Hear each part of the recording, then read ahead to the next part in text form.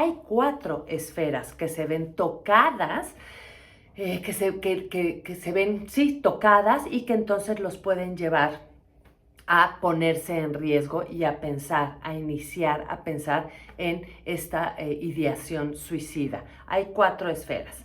¿Cuáles son? Las personales, las familiares, las escolares, sobre todo cuando estamos hablando de adolescentes, y las socioculturales. Vamos a empezar por las personales. Estas personales son propias de la persona, son características de mi propia personalidad e incluso de mi genética muchas veces que me pueden poner en una situación más vulnerable. Los adolescentes, por época natural de la vida, el autoestima se ve un poquito lastimada. El autoestima del adolescente en cuestiones normales está disminuida. ¿Por qué? Porque está buscando su identidad, está buscando quién es, qué quiere, hacia dónde se dirige y entonces se siente muy inseguro. Ha sufrido muchísimos cambios físicos y emocionales. Físicos son muy evidentes, no son muy evidentes porque entonces el cuerpo cambia y se prepara para la vida adulta y para ejercer una sexualidad adulta.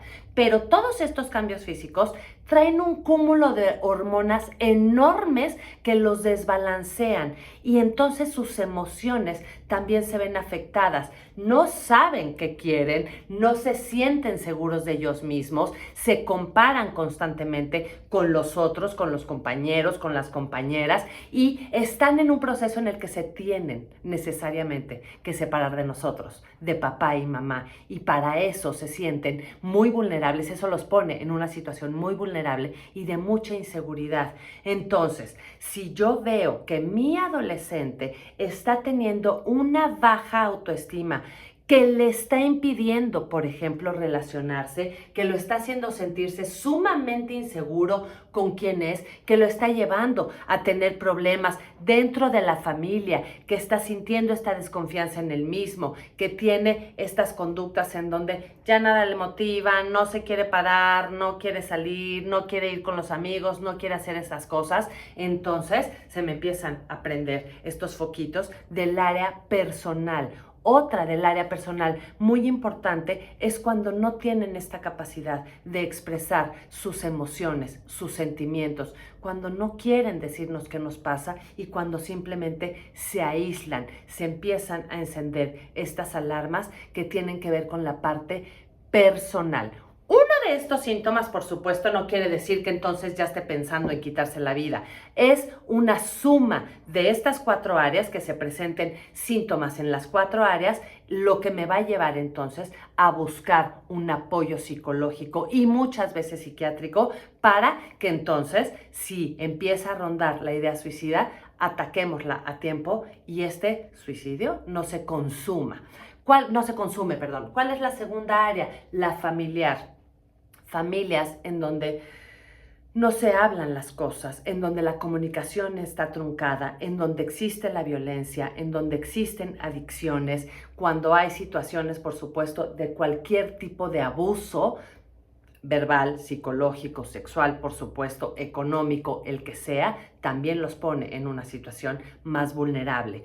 Estas familias en donde se guardan los secretos, en donde suceden cosas, pero no lo digas, no lo hables, eso no sucede, eso no es cierto, los ponen en una situación más vulnerable. Familias que traigan antecedentes psicológicos y psiquiátricos, en donde ya hubo anteriormente depresión, psicosis, esquizofrenias, suicidios, adicciones, violencia, también son factores que predisponen a este adolescente y que tenemos que estar muy pendientes de si cargamos y si traemos esos patrones familiares, empezarlos a cambiar, empezando por papá y mamá. Podemos tener también una terapia familiar en donde todos hablemos de todas estas cosas que venimos cargando desde hasta atrás y que entonces no nos corresponden y que vale la pena soltar. ¿Cuáles son los factores que nos pueden predisponer en cuanto a la escuela?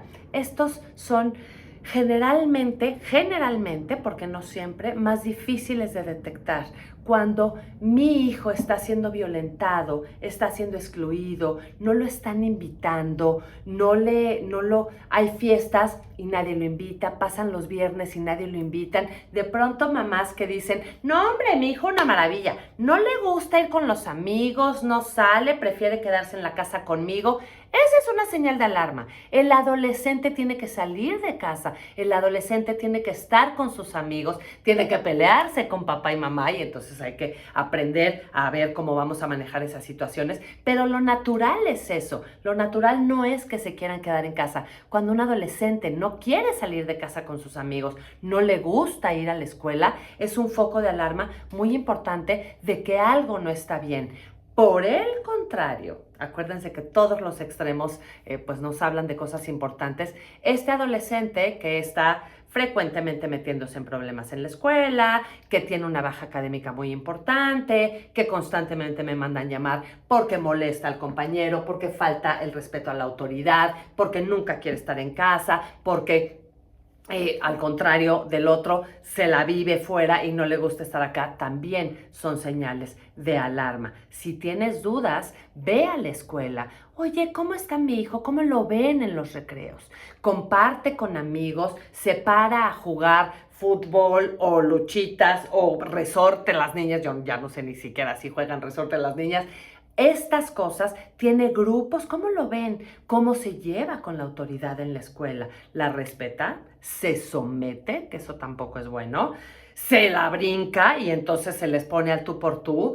Todas estas van siendo señales que nos van dando mucha información de nuestros hijos, que cuando están en la escuela ellos pueden llegar y decir, ¿cómo te fue? Pues bien, ¿no? Todo normal, pero que realmente pues nosotros no estamos ahí para verlo y que es información importante que los profesores tienen ahí. Y finalmente, esta parte sociocultural. Como decíamos ya, los grupos de pares son muy importantes en los adolescentes. Ellos tienen que identificarse con sus amigos para poderse separar de papá y mamá. Ellos funcionan como Tarzán. No sueltan no se agarran de una liana hasta que, otra vez, no sueltan una liana hasta que están agarrados de una y se pueden soltar. Para soltarse de papá y mamá, se tienen que agarrar del grupo de pares, de los amigos. ¿Cómo son los grupos de pares de tus hijos? ¿Son grupos de protección o son grupos de riesgo? Estos grupos de riesgo en donde tienen fuertes demandas para que puedas pertenecer. Se ponen retos. Generalmente es tienes que tomar, tienes que fumar, tienes que iniciar una vida sexual, tienes que hacer tal y cual cosa. Si son amistades que condicionan, entonces es probable que sea un grupo de riesgo. Por el contrario, tienen una buena comunicación, tú ves que pueden tener diversión sana, no necesariamente con alcohol y con sustancias, que pueden salir a hacer otras actividades, a ir a un hike, a ir a hacer ejercicio juntos, a ir al cine, a ir al boliche, a hacer actividades que no impliquen fiesta y alcohol, o por el contrario están completamente metidos en eso. ¿Cómo ves esos lazos? ¿Cómo ves a tu hijo, a tu hija que se desenvuelve con este grupo de pares? Va a ser muy importante para que sean de protección o de riesgo. Estas 4 áreas son muy importantes. Échale ojo. ¿Cómo está tu hijo, tu hija en estas 4 áreas?